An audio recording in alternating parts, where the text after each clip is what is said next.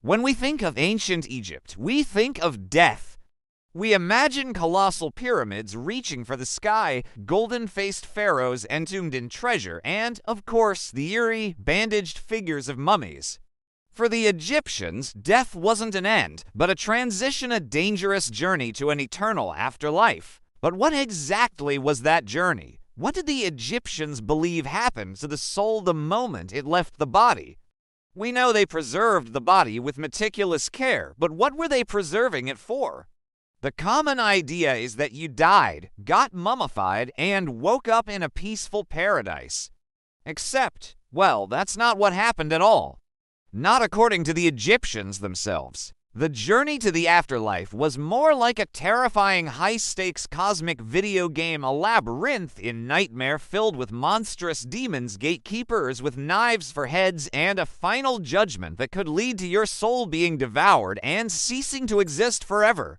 This is the story of the Egyptian Book of the Dead, a user's manual for navigating the perils of the underworld. So what were these dangers? What kind of horrifying creatures awaited in the darkness? And how could an ancient Egyptian possibly survive the most important trial of their existence? Let's begin the moment a person dies. For the ancient Egyptians, the soul or the spirit was not a single entity. It was a complex collection of different parts. The two most important for our journey are the Ba and the Ka. The Ka was your life force, your spiritual double, which stayed in the tomb and needed the offerings of food and drink left by your relatives to survive. The Ba, often depicted as a human-headed bird, was your personality, your unique essence. It was the Ba that undertook the perilous journey through the underworld. But before that journey could even begin, the body had to be prepared. This is where mummification comes in. It wasn't just about preservation. It was a sacred ritual to transform the deceased into a divine being, an Osiris. The internal organs were removed and placed in canopic jars, each protected by a specific god. The body was dried out with natron salt for 40 days and then wrapped in hundreds of yards of linen bandages. Between the layers of these wrappings, priests placed magical amulets for protection, like the Ankh for life and the scarab beetle for rebirth. The most crucial part of this process was the opening of the mouth ceremony. Using special instruments, a priest would symbolically touch the mouth, eyes, and ears of the mummy, magically restoring its senses so it could eat, see, and speak in the afterlife. With the body prepared and the senses awakened, the Ba was now ready to descend into the Duat, the Egyptian underworld. The Duat was not hell in the Christian sense.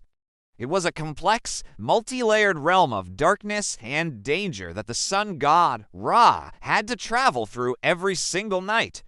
The journey of the deceased soul was to follow Ra's path, hoping to be reborn with him at dawn. To navigate this treacherous landscape, the deceased needed a guide, and this guide was the Book of the Dead. It wasn't a single book, but a collection of spells, hymns, and instructions written on a papyrus scroll, personalized for the individual and placed in their coffin. Its real Egyptian name was the Book of Coming Forth by Day. It was a cheat sheet for the afterlife.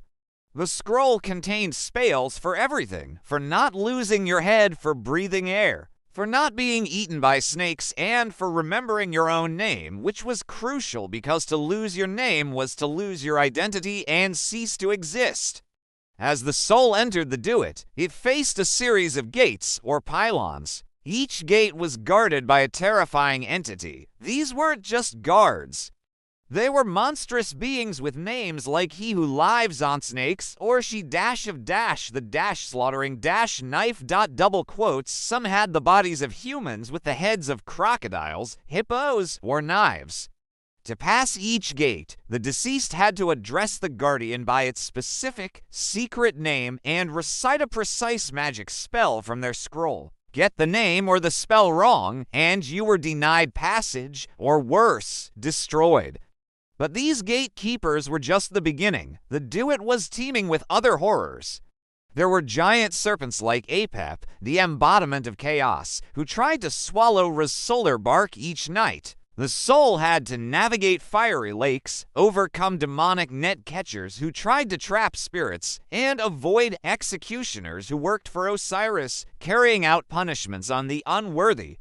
The Book of the Dead contains spells to repel all these creatures, spell for not being bitten by a serpent in the realm of the dead, or spell for driving off a crocodile. The deceased had to become a powerful magician in their own right, using the sacred words of the gods to protect themselves. The papyrus scroll was their only weapon in this dark and hostile world. If the soul successfully navigated all 12 gates of the night, one for each hour of darkness, they would finally arrive at their ultimate destination, the Hall of Two Truths. Here, the final and most important judgment would take place. This was the main event, the grand finale of the soul's journey. The deceased entered a vast hall at the far end of which sat Osiris, the lord of the underworld, enthroned as the chief judge.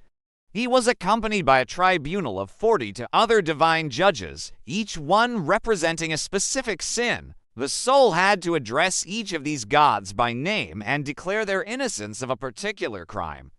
This was the negative confession. It wasn't "I have done good," but rather a long list of things they hadn't done. I have not committed sin. I have not stolen. I have not killed. I have not made anyone weep. I have not been deceitful. I have not eavesdropped. This declaration was crucial, but words alone were not enough. The gods required proof. This led to the most iconic scene in all of Egyptian mythology, the weighing of the heart, which the Egyptians believed was the seat of intelligence, memory, and morality, was the only major organ left inside the mummy. It was the record of your entire life. The jackal-headed god Anubis, the divine embalmer, would lead the deceased to a giant golden scale.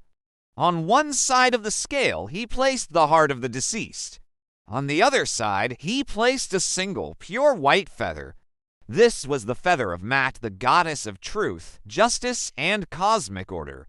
The entire hall would fall silent as the scales balanced. Thoth, the ibis-headed god of wisdom and writing, stood by with his scribe's palette, ready to record the verdict. If the heart was lighter than the feather, or balanced perfectly with it, it meant the deceased had lived a righteous and pure life. Their negative confession was true. They were declared makeru, true of voice, and were granted eternal life. Anubis would lead them to Osiris, who would welcome them into the paradise known as the Field of Reeds. This was the Egyptian equivalent of heaven, a perfect, idealized version of Egypt, with lush fields to cultivate, rivers full of fish, and no sickness, sadness, or hard labor. An eternal, blissful existence in the company of the gods. But what if the heart was heavy? What if it was weighed down by a lifetime of sin, lies, and evil deeds? If the heart tipped the scales, the verdict was damnation. And the punishment was not an eternity of torture. It was far, far worse. It was total annihilation. Beside the scales sat a terrifying creature, a monstrous hybrid waiting hungrily for the verdict. This was Ammit, the devourer of the dead or the eater of hearts. She was a composite of the 3 largest man-eating animals the Egyptians knew. She had the head of a crocodile, the forequarters of a lion, and the hindquarters of a hippopotamus. If the heart was found unworthy, Ammit would lunge forward and devour it. For the Egyptians, this was the ultimate horror. Your heart, the essence of your being, would be consumed, and your soul would be utterly and completely destroyed. You would not go to hell, you would simply cease to exist. This was the second death from which there was no return.